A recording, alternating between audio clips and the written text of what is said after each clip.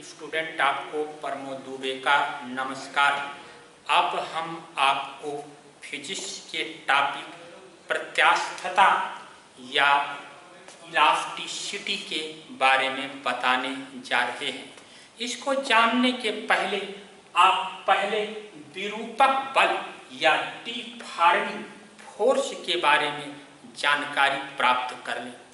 किसी भी बॉडी पर लगाया गया वह एक्सटर्नल फोर्स, बाह्य बल, जो उसके शेप को या साइज को परिवर्तित कर देता है, उसी को हम विरूपक बल या डिफॉर्मिंग फोर्स कहते हैं।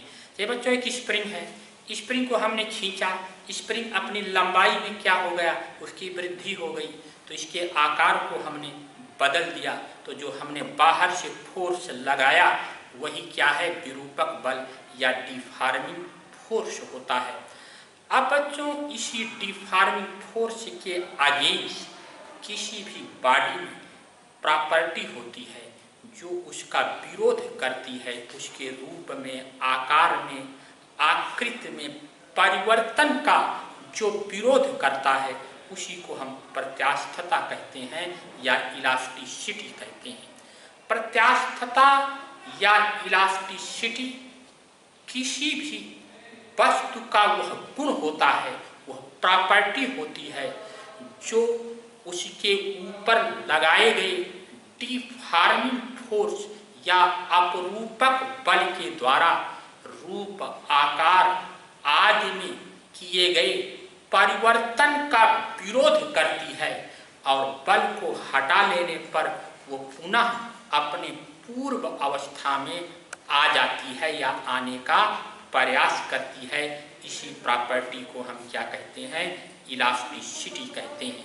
ये बच्चों एक स्प्रिंग को थोड़ा सा हम खींचेंगे, वो अपनी लंबाई में बढ़ जाएगी, तो जैसे हम अपने फोर्स को हटा लेंगे वो स्प्रिंग फिर से अपनी पूर्व अवस्था में वापस आ जाती है।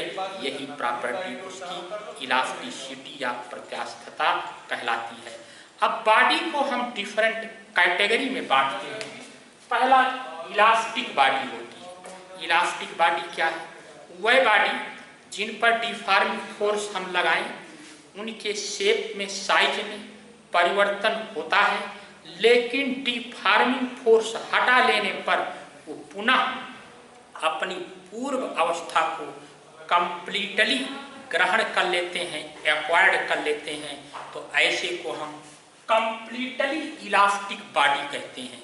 बच्चों कोई भी बॉडी कंप्लीटली इलास्टिक नहीं होती है, लेकिन क्वार्टज है, हाथी के दांत हैं या कुछ ऐसे सब्सटेंस को हम इलास्टिक मान लेते हैं। सेकेंड बच्चों प्लास्टिक बॉडीज होती है। प्लास्टिक बॉडीज क्या है, किसी भी बॉडी पर अगर हम बाहर से अपरूपक बल या डिफॉर्मिंग फोर्स लगाएं तो उसमें स्टेन हो जाए, विकृत हो जाए, उसका रूप एकदम से बदल जाए और यह बल हटा लेने पर वो अपनी पूर्व अवस्था में आने का प्रयास ना करे, वो कंप्लीटली टोटली जो है स्टेन हो जाए, विकृत हो जाए, तो ऐसी बॉडी को हम प्लास्टिक बॉडी कहते हैं। वास्तव में कोई भी बॉडी प्लास्टिक बॉडी नहीं होता है, कुछ न कुछ तो अपना प्रारंभिक रूप अवस्था को ग्रहण करने का प्रयास करता है, लेकिन गीली मिट्टी को हम मान लेते हैं कि यह प्लास्टिक बॉडी होता है। थर्ड आपका रिजिड बॉडी आता है, इसको दृढ़ बॉडी कहते हैं। रिजिड बॉडी क्या होता है, किसी बॉडी पर हम बाहर से फोर्स लगाएं तो इसके रूप आकार में बिल्कुल परिवर्तन ना होता हो, यानी उनके दो कणों के बीच की जो दूरी है वो फोर्स लगाने पर बिल्कुल परिवर्तित ना होती हो, उनकी पोजीशन एकदम से डिफिनिट होती हो, तो ऐसे पार्टिकल को हम रिजिड पार्टिकल कहते हैं, दृढ़ पार्टिकल कहते हैं, और यही बॉडी रिजिड बॉडी कहलाती है। कोई भी बॉडी कंप्लीटली रिजिड नहीं होती।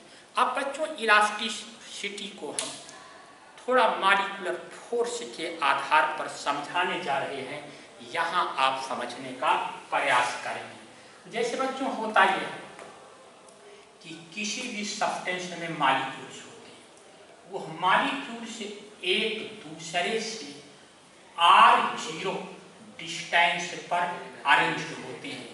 R0 डिस्टेंस क्या है? इसी को हम आणविक साम्य दूरी कहते हैं। क्या कहते हैं? आणविक साम्य दूरी कहते हैं, मॉलिक्यूलर इक्विलिब्रियम डिस्टेंस कहते हैं। इसका वैल्यू नियर अबाउट 10⁻⁻10 मीटर होता है।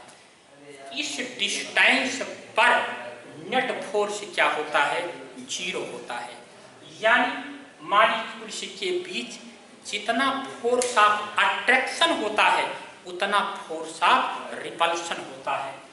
अब मॉलिक्यूल को R0 डिस्टेंस से अगर दूर ले जाते हैं तो बड़ी तेजी से फोर्स ऑफ अट्रैक्शन लगता है, यानी डिस्टेंस R0 से बढ़ती है तो फोर्स ऑफ अट्रैक्शन लगने लगता है। उसी के अगेंस्ट हमको डिफॉर्मिंग फोर्स लगाना पड़ता है। और अगर R0 डिस्टेंस से 0 दूरी कम होती है तो समझने यहाँ क्या लगता है? यह रिपल्शन लगता है। अब इसको बच्चों ना सा दूसरी तरीके से समझो। मॉलिक्यूल्स एक दूसरे से इस प्रकार अटैच्ड होते हैं जैसे स्प्रिंग के द्वारा जुड़े हुए होते हैं।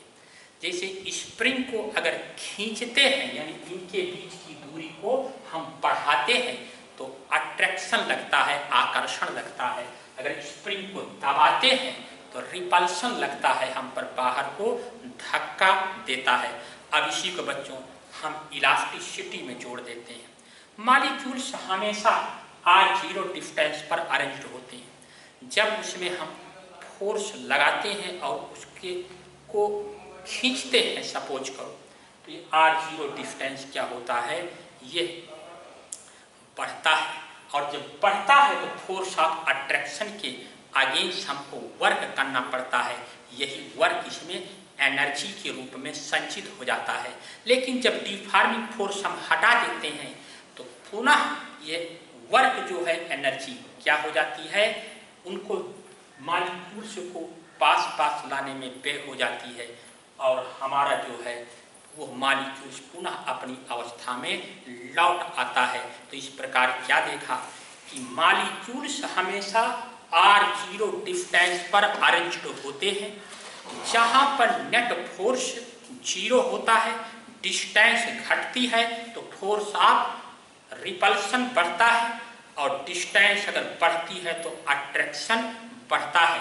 जब इसके रूप आकृति में हम परिवर्तन करना चाहते हैं तो यही फोर्स जो है उसका हमेशा विरोध करता है। अगर बीच की दूरी बढ़ाएंगे तो अट्रैक्शन बड़ी तेजी से लगेगा और उसका विरोध करेगा। अगर दूरी हम घटाएंगे तो रिपल्शन लगेगा और उसका विरोध होगा। और यही प्रॉपर्टी अब क्या कहलाएगी? इलास्टिसिटी कहलाएगी। बाहर के फोर्स को हम हटा लेंगे तो वो हमेशा बॉडी अपने मॉलिक्यूल्स को R0 डिस्टेंस पर अरेंज्ड करेगी, जिससे वो अपना पूर्व अवस्था प्राप्त कर लेगा। यही प्रॉपर्टी क्या होती है? प्रत्यास्थता होता है। धन्यवाद।